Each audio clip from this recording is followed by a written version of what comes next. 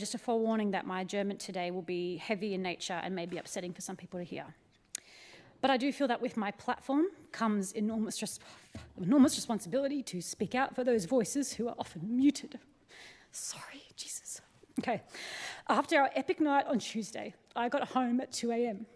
Unable to sleep, I jumped online onto Instagram to be confronted with the images of dead and dying children. Sorry, I'm so sorry. I know this is unprofessional. I am just a normal person, not a career politician. From the latest indiscriminate Israeli bombing of civilians in Gaza. It was such a wrenching feeling to have been so swallowed up in an incredibly intense night here with all the pettiness and hostility and outright lies that happen in this chamber, which can feel like the whole world, for that to then be shattered by being instantly transported into the refugee tents of families in Gaza. And as I lay in bed, my 15-month-old baby lay sleeping peacefully next to me. I saw images of little Palestinian babies, mutilated, their feet poking out of the rubble. On Tuesday night, this week, Israel broke the ceasefire and spent the night bombing refugee tent encampments in civilian areas. The body of the first dead baby had a little pink jumpsuit on with flowers. Sorry. It's important that I say this. I imagined the mother picking that outfit out for her baby when she was pregnant, full of hope for her child's future. I saw men weeping over the wrapped up bodies of children. It is something that the brain cannot understand when you first see it. The small cloth-wrapped bundles that are children's bodies. Mate, I don't even know where to start. Actually, scratch that, I know exactly where to start. This entire situation is a bloody disgrace, and if you're not pissed off yet, you will be by the end of this video. But before we dive into this, do me a solid, smash that like button, hit subscribe if you haven't already, and drop a comment below. Oh, and check out our Elbow Says Relax t-shirts, only $23 for the next 48 hours. Link in the description. Right. Let's get into it. So let's set the scene. You're sitting at home, maybe after a long day at work, scrolling through your feed, dodging the usual garbage, and suddenly, boom, another headline about Gaza. You skim it, maybe even feel a pang of sadness, but then you keep scrolling. Because let's be real, this has been happening for so long, it almost feels normal. But here's the thing, it's not normal. It's pure, unfiltered horror. Just ask Kat McNamara, the Aussie MP who, for once, actually acted like a human being in Parliament. She got up, tried to put into words the absolute nightmare that is unfolding in Gaza, and then broke down in tears. And before anyone jumps in with the "oh, but politicians are just playing the sympathy card," let me tell you, this was real. This was raw. You don't fake the kind of gut-wrenching grief she showed when she talked about Palestinian babies being pulled out from under rubble. Little feet sticking out. Tiny bodies wrapped in cloth. Parents screaming, crying, completely shattered. And do you know what the real kicker is?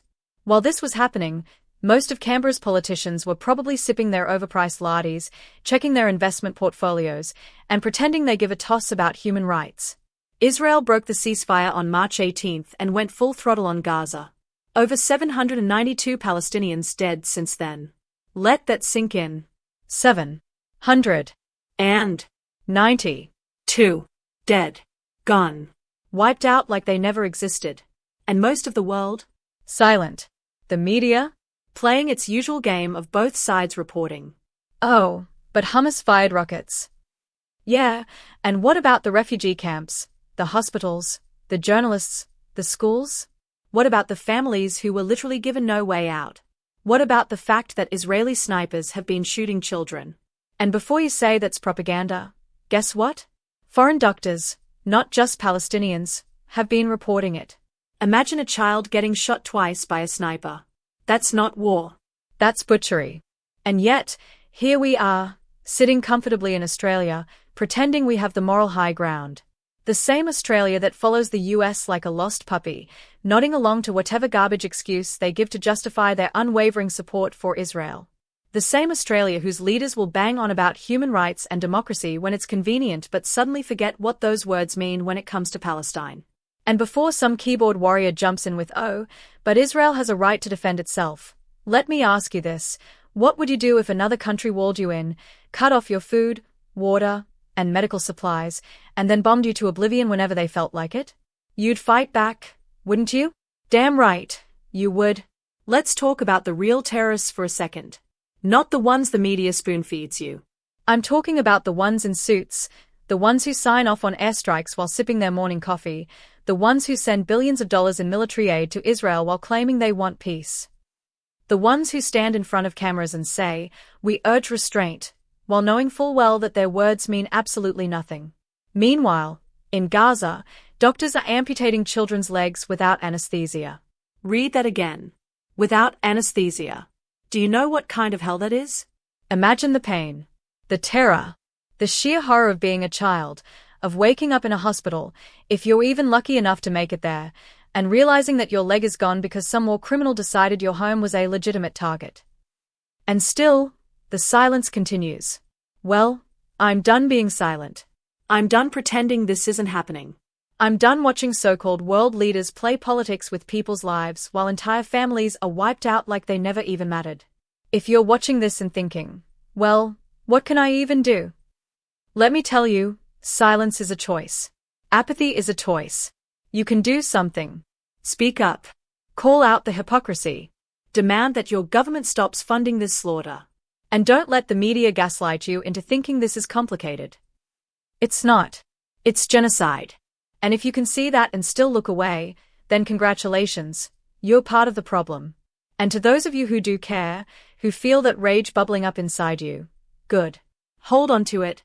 Channel it. Because this isn't over. And we won't shut up until it is. Oh, and if you think this message needs to be heard, do the bare minimum.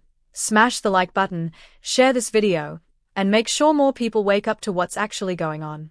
Because if we don't speak up, who the hell will?